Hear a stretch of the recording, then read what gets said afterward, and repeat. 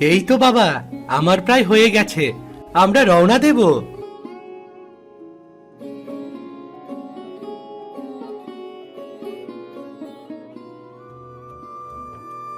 কি হলো? এই সন্ধেবেলায় বাবা ছেলে মিলে কোথায় যাওয়া হচ্ছে শুনি? কোথায় আবার যাওয়া হবে? এই তো যাচ্ছি নৌকা চালানোর জন্য। আজ নৌকো চালাতে কোথাও যেতে হবে না। আকাশের অবস্থা দেখেছো? আকাশটা একদম ভালো নেই। বর্ষাকালে আকাশের অবস্থা এমন থাকবেই, তাই বলে নৌকা নিয়ে যাব না? এই সময়ে নদীর পাড়ে অনেক লোকজন থাকে।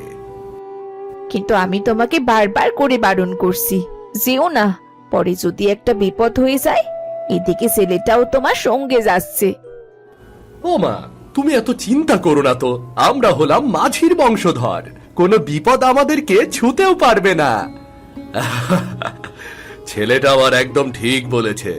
বিপদ হলে হবে, ওই নদীতেই আমাদের জন্ম, আর ওই নদীতেই আমাদের মৃত্যু।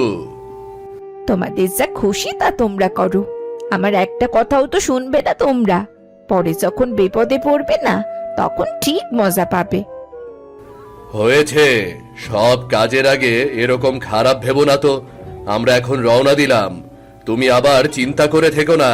চল রবি, চল।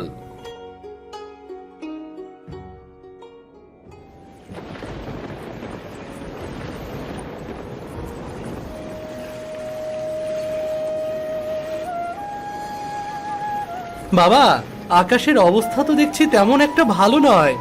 আমাদের কি ফিরে যাওয়া উচিত এখন? ফিরে যাবি নাকি? আরো কিছুক্ষণ থাকি। এই তো সবে বাতাস বইছে, বৃষ্টি আসার নামগন্ধও নেই। কিন্তু এই মাঝ নদীতে যদি ঝড় ওঠে, তাহলে আমরা কি করব? নির্ঘাতেই নদীর জলে ডুবে মরতে হবে। চিন্তা করিস না, যখন বৃষ্টির ফোঁটা পড়তে শুরু করবে, তখন নৌকা ঘাটে নিয়ে যাব, তারপর বাড়ি ফিরে যাব। কিন্তু আমার তো মনে হচ্ছে বৃষ্টি হবে না, হালকা বৃষ্টি হতে পারে, কিন্তু ঝড় হবে বেশি। চলো না বাবা, বাড়িতে ফিরে যাই। এরকম ভয় পেলে হবে নাকি রে? এখনো কয়েকজন মানুষের আনাগোনা হচ্ছে, পয়সা বেশি পাওয়া যাবে, তাছাড়া লোকজনদের উপকার হবে। মা ঠিকই বলেছিল, আজকে বিপদ একটা ঘটবেই। লোকজনদের উপকার করতে গিয়ে পরে আমাদেরই বিপদ ঘটবে। আচ্ছা আচ্ছা, ঠিক আছে, এত কথা বলতে হবে না। আমি ঘাটে নৌকা নিয়ে যাচ্ছি, তুই শক্ত করে ধরে বস। নদীর জল উত্তাল হতে শুরু করেছে।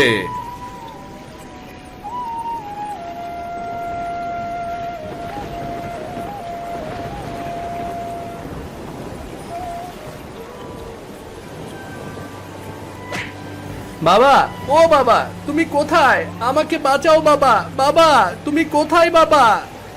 আমি আছি রে, আছি। শক্ত করে কাঠ ধরে রাখ, আমি তোর কাছেই আসছি। চিন্তা করিস না, আমাদের কিচ্ছু হবে না। শক্ত করে কাঠ ধরে রাখ।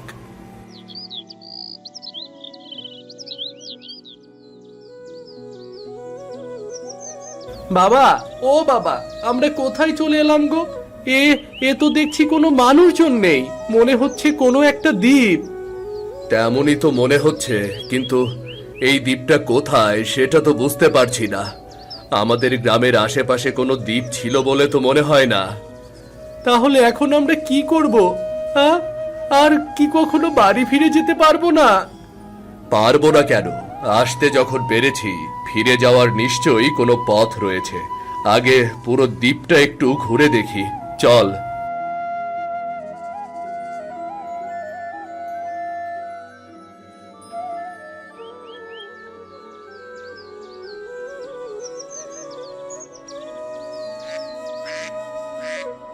আরে রবি, দেখ, ওইটা একটা হাঁস বলে মনে হচ্ছে না? দেখে তো তেমনই মনে হচ্ছে, কিন্তু রংটা কেমন যেন বাবা। এরকম ধরনের হাঁস আগে কখনো দেখিনি। হতে পারে এটা অন্য জাতের হাঁস। একটা কাজ করি, চল, এটাকে নিয়ে বাড়িতে চলে যাই। কিন্তু এই হাঁস নিয়ে তুমি কি করবে বাবা? হাঁসটা দেখে আমার বেশ মনে ধরেছে। কি সুন্দর চকচকে রং, দেখতো। যা হওয়ার পরে হবে, আগে এটাকে নিয়েই চলি। কিন্তু আমরা এখান থেকে ফিরবো কিভাবে? কিভাবে আবার? ভেলা বানিয়ে। চল চল, ভেলা বানিয়ে তারপর বাড়ির দিকে চলে যাই।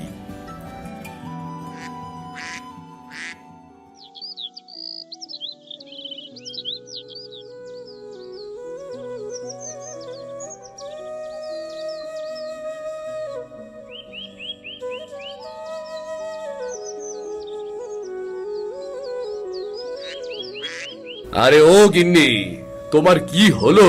তুমি এভাবে মরা কান্না করছো কেন গো?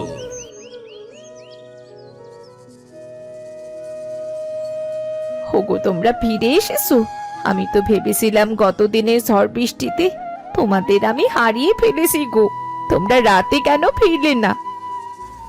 রাতে ঝড় বৃষ্টিতে নৌকাটা ভেঙে আমরা একটা দ্বীপে চলে গিয়েছিলাম, আবার তো ফেরত এলাম। এখন কান্নাকাটি করো না তো। সে না হয় বুঝলাম, কিন্তু তোমার হাতে ওটা কি? কেমন নীল রঙের পাখি মনে হচ্ছে। আরে না গো, এটা পাখি হতে যাবে কেন? এটা তো একটা হাঁস, দেখে বুঝতে পারছো না? এ আবার কেমন রঙের হাঁস? এই অভিশপ্ত হাঁস তুমি কোথা থেকে ধরে এনেছো শুনি? পাগল হয়ে গেলে নাকি তুমি? এটা অভিশপ্ত হতে যাবে কেন? এটার রং এমনই।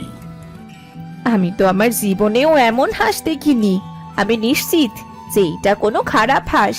তুমি বরং এটাকে ফেলে দিয়ে এসো। ধুর, এটা কোনো কথা বললে তুমি? হাঁসটা খারাপ হতে যাবে কেন শুনি? আমি এটাকে লালন পালন করব। এটাকে আমি কোনোভাবেই ফেলে দেব না।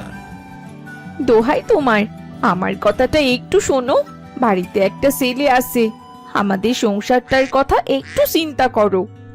তোমার ইচ্ছে হলে তুমি চিন্তা করো, আমি আমার হাঁস নিয়েই ভালো আছি। কি সুন্দর হাঁসটা, সে কিনা বলছে ফেলে দিতে।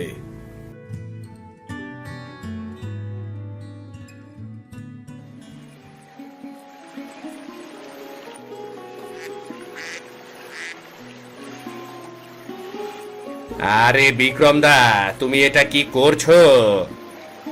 হাঁস নদীতে ছাড়তে এসেছো নাকি? হাঁস কিন্তু আর ফেরত আসবে না। আরে না রে, আমি হাঁস ছেড়ে দেব কেন?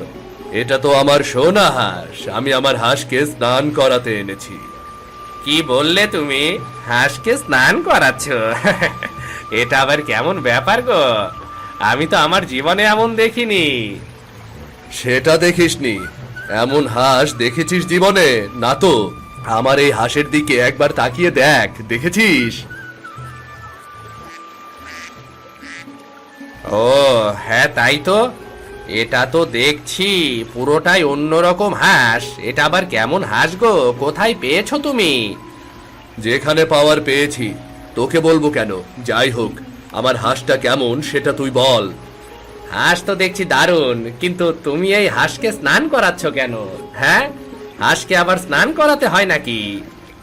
হয় রে হয়, আমাদের স্নান করা প্রয়োজন হলে হাঁসকেও স্নান করাতে হয়। হাঁস কেন পারবে না?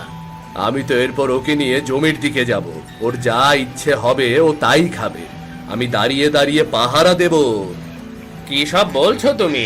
আমি নিশ্চিত তোমার মাথায় কোনো গন্ডগোল হয়েছে। তা না হলে এমন ধরনের কাজকর্ম তো তুমি আগে করতে না। এই চুপ কর, এখন আমার গালাগাল শুনবি? তুই আমাকে আমার কাজ করতে দে তো। যা, এখান থেকে যা।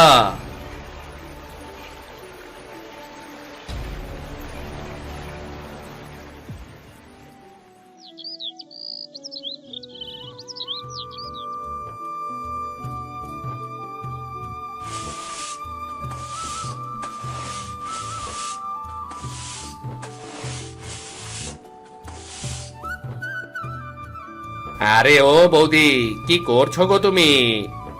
এই তো ঠাকুরপো, একটু কাজ করছিলাম। হঠাৎ আমাদের বাড়িতে কি মনে করে? কিছু দরকার? দরকার বই কি, না হলে তো এই সন্ধ্যার দিকে তোমাকে স্মরণ করি না, তাই না?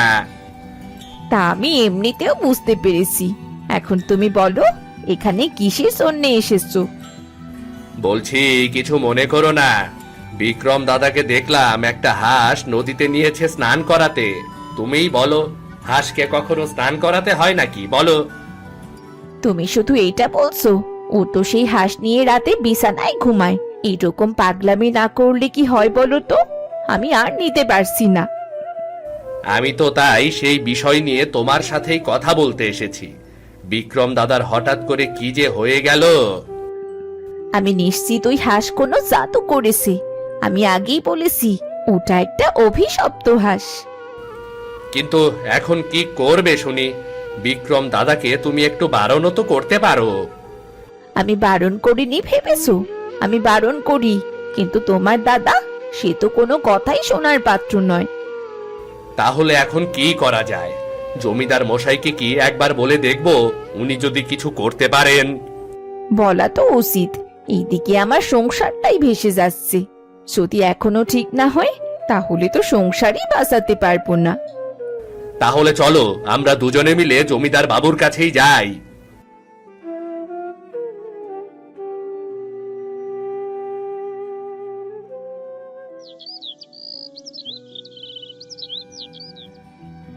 কি হলো? গ্রামে ডাকাত পড়েছে নাকি? সবাই একসাথে এসে আমার বাড়িতে হাজির হয়েছো যে? বড্ড বিপদে পড়ে এসেছি গো বাবু। আপনি যদি সাহায্য না করেন তাহলে যে আমার সংসারটাই ভেসে যাবে। কি হয়েছে বলো তো? আমাকে যদি খোলাসা করে না বলো তাহলে তো আমি কোনো ব্যবস্থা গ্রহণ করতে পারবো না। আসলে হয়েছে কি, আমার স্বামী যেন কোথা থেকে একটা নীল রঙের হাঁস নিয়ে এসেছে। এখন সব কাজকর্ম বাদ দিয়ে সে শুধু নীল রঙের হাঁসটা নিয়ে পাগলামি করে যাচ্ছে। শেষমেশ কিনা একটা হাঁসের জন্য আমাকে বিচারে বসতে হবে? এটা কেমন বিচার শুনি? ব্যাপারটা আপনি যতটা সহজ মনে করছেন না, ব্যাপারটা কিন্তু ততটা সহজ নয়। বিক্রম দাদার পাগলামি সীমা ছাড়িয়ে গেছে। কিন্তু এটা বলো, নীল রঙের হাঁস এলো কোত্থেকে? আমি তো জীবনে নীল রঙের হাঁসের কথা শুনিনি। জানি না গো জমিদার মশাই, এখন কি করবেন সেটাই ভাবুন। ওকে থামান, না হলে আমার সংসারটা বাঁচবে না। বেশ, তোমরা এই নিয়ে চিন্তা করো না। আমি দেখছি বিক্রমের সাথে কথা বলে কি করে ও। তোমরা যেহেতু বিচার দিয়েছ, আমার কাছে সুরাহা তোমরাই পাবে। অনেক ধন্যবাদ জমিদার মশাই। আপনি যদি এই বিপদ থেকে আমাদের রক্ষা না করতে পারেন তাহলে অন্য কেউ আমাদের এই বিপদ থেকে রক্ষাই করতে পারবে না।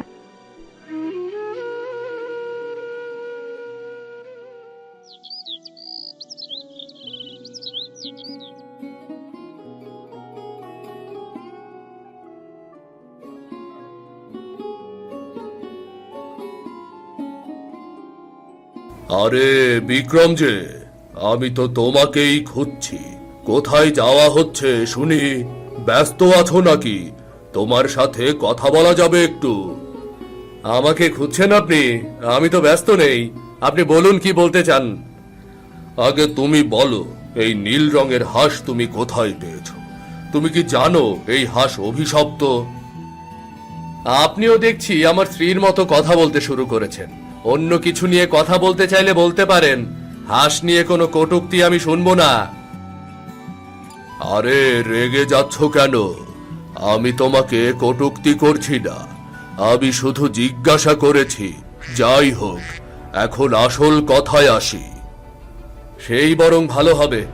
আপনি বলুন, আসল কথাখানা কি? আপনি বলুন। আমি বলতে চাই, এই হাঁস তোমাকে পরিত্যাগ করতে হবে। এই হাঁস নিয়ে তুমি এই গ্রামে থাকতে পারবে না। তুমি বরং এই হাঁস যেখান থেকে নিয়ে এসেছো সেখানেই ফিরিয়ে দিয়ে এসো। হঠাৎ করে আপনি এই ধরনের কথা বলছেন কেন? কি হয়েছে বলুন। গ্রামের সবাই আমার কাছে নালিশ করেছে। সবাই বলল তুমি নাকি এই হাঁস নিয়ে পাগলামি শুরু করে দিয়েছো। আমি পাগলামি করছি? পাগলামি করে কি মানুষকে কামড়ে দিয়েছি নাকি আমি? যাই হোক, এই হাঁস আমি পরিত্যাগ করতে পারবো না। তাহলে তো তুমি এই হাঁস নিয়ে গ্রামে থাকতে পারবে না। বেশ, থাকতে হবে না এই গ্রামে। এই গ্রামে না থাকলে আমার কিচ্ছু যায় আসবে না। আমি এই হাঁস নিয়ে আজকেই বেরিয়ে যাব আজকে।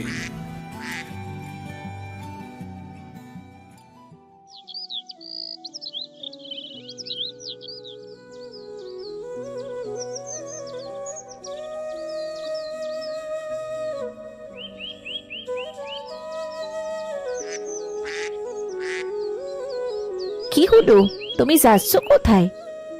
ব্যাগপত্র গুছিয়ে বাড়িঘর ছেড়ে চলে যাচ্ছ নাকি? যাব না তো কি করব? জমিদারের কাছে আমার নামে নালিশ করেছে কে? নিশ্চয়ই তুমি ছিলে তাদের সাথে, তাই না? হ্যাঁ ছিলাম তো। আমি তো গ্রামের অন্যান্য মানুষদের সাথেই গিয়েছিলাম, তাতে আবার বাড়ি ছেড়ে চলে যাবার কি আছে? জমিদার আমাকে বলেছে এই হাঁস নিয়ে গ্রামে থাকা যাবে না, আর এই হাঁস ছাড়া আমি থাকতে পারবো না, তাই হাঁস নিয়ে গ্রাম থেকে চলে যাচ্ছি। তুমি কি পাগল হয়ে গেছো? স্ত্রী সন্তান সংসার ছেড়ে তুমি এই হাঁস নিয়ে সংসার ত্যাগী হচ্ছ? হচ্ছি কারণ তোমরা আমার অনুভূতির কোনো দাম দিলে না, আমার ভালোবাসার কোনো দাম দিলে না। তোমরা ভালো থেকো, সংসার নিয়ে সুখে থেকো। বাবা, তুমি কি পাগলামি শুরু করে দিয়েছো বলো তো? তুমি এভাবে চলে যাবে? যাব না তো কি করব বল? এই হাঁসটাকে কত ভালোবাসি সেটা তো তোরা জানিস। স্ত্রী সন্তানের থেকেই হাসি তোমার কাছে বড় হয়ে গেল? তোমার কাছে আমরা বুঝি কেউ না? আগে ছিল কিন্তু এখন নেই। এখন এই হাঁস আমার সব। আমাকে দয়া করে বাধা দিও না। আমাকে কেউ আটকে রাখতে পারবে না, কেউ পারবে না।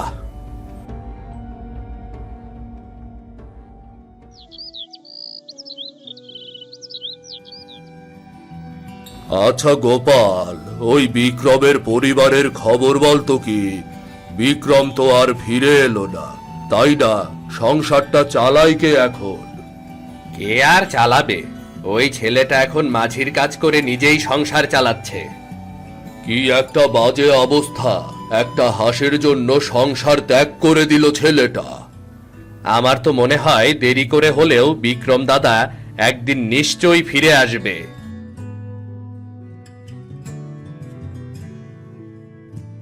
আচ্ছা গোপাল, ওই দালানটা কার? জঙ্গলের মধ্যে আগে তো কোনো ঘরবাড়ি দেখিনি, হঠাৎ করে এত বড় দালান। ঠিকই তো, এই জঙ্গলে এত বড় দালান আগে তো কখনো দেখিনি। আমাদের গ্রামের আশেপাশে আবার কোনো ডাকাতের আস্তানা গড়ে উঠেছে নাকি? ডাকাত ছাড়া এত বড় দালান কেউ করতে পারবে না। এবার কিন্তু আমারও সন্দেহ হচ্ছে জমিদার মশাই। আমরা কি একবার গিয়ে দেখব? গিয়ে দেখার কথা বলছো? আমরা তো জানি না ওখানে কি আছে, পরে আবার কোনো বিপদে পড়ে যাবে না তো? আরে না না, বিপদে পড়বো না, আমরা লুকিয়ে লুকিয়ে দেখব। বিপদ টের পেলে আমরা ফিরে আসব। তাহলে আর কি, একবার তো যাওয়াই যায়। চলো গিয়ে দেখি ওখানে কি আছে। আমার দেখার অনেক আগ্রহ হচ্ছে। হ্যাঁ চলুন তাহলে, তবে সাবধানে যেতে হবে। লুকিয়ে লুকিয়ে জঙ্গলের ভেতর দিয়ে গিয়ে তারপর দেখব কেমন।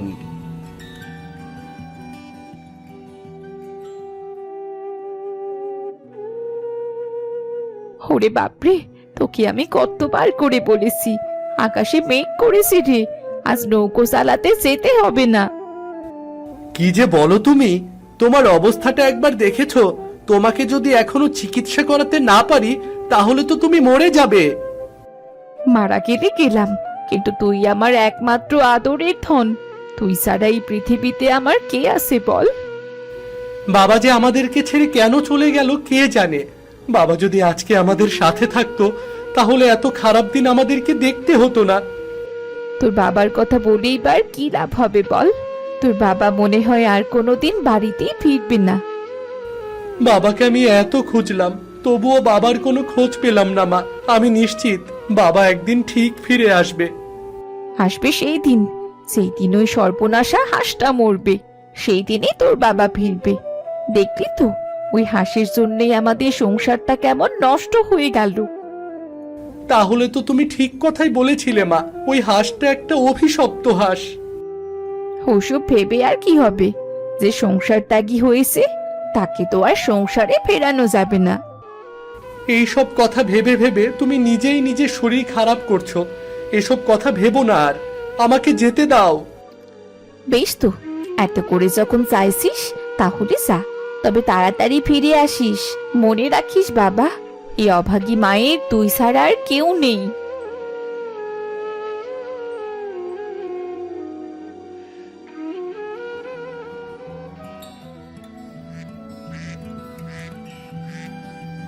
এত হাঁস এখানে এলো থেকে?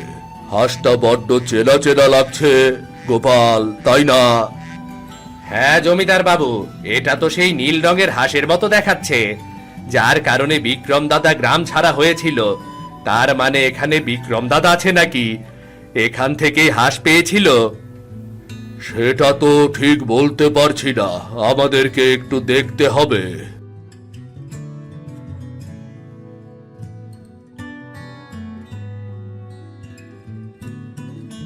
আরে জমিদার বাবু, একবার একটু তাকিয়ে দেখুন।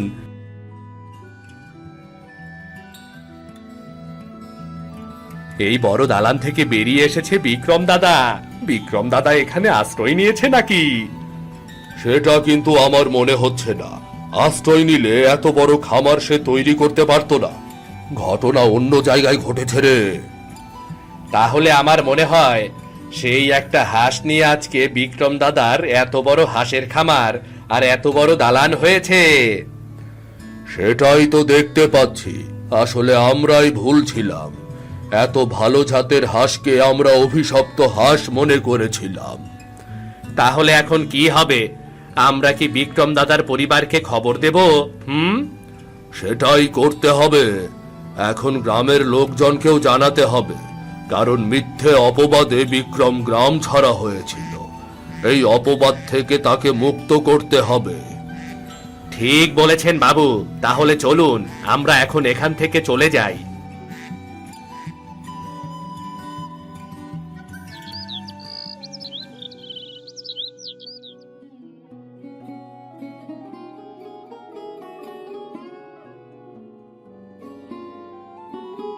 হোগো, হোগো, তুমি এখানে এসে থাকছো?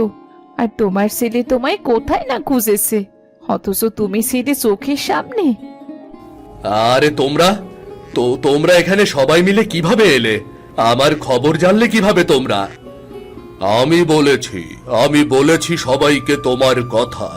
তোমাকে যে অপবাদ দিয়ে তাড়িয়ে দেওয়া হয়েছিল, সেই অপবাদ থেকে তোমাকে মুক্তি দেওয়ার জন্য বলেছি। কিন্তু আমি তো সেটা চাইনি। আমি এই হাঁসের খামার নিয়ে খুব ভালো আছি। এই হাঁস আমি ছাড়তে পারবো না। হোগো, তোমাকে এই হাঁস ছাড়তে হবে না গো। তুমি এই হাঁস নিয়ে যা খুশি করো, শুধু তুমি ফিরে এসো। কিন্তু আমার তো ফিরে যাওয়ার কোনো পথ খোলা নেই। আমি এখানে জড়িয়ে গেছি। বাবা, তুমি আর বারণ করো না। মায়ের অবস্থা দিনের পর দিন খারাপ হতে চলেছে। জমিদার বাবু তো বলেছে তোমাকে মেনে নেবে গ্রামে। সেটা না হয় বুঝলাম, কিন্তু আমার এই হাঁসের খামার, সেটা নিয়ে তোমাকে চিন্তা করতে হবে না। এই খামার গ্রামেই হস্তান্তর করে দেব। তুমি যেন এই খামার আরো বড় করতে পারো সেই ব্যবস্থাই করে দেব। তাহলে আমি রাজি আছি। আমারও মন চায় সংসারে থাকতে। আমিও আপনাদের কথা দিলাম, আমি পুরো গ্রামের লোকজনকে নিয়ে এই হাঁসের খামার আরো বড় করে তুলবো, আরো বড় করে তুলবো।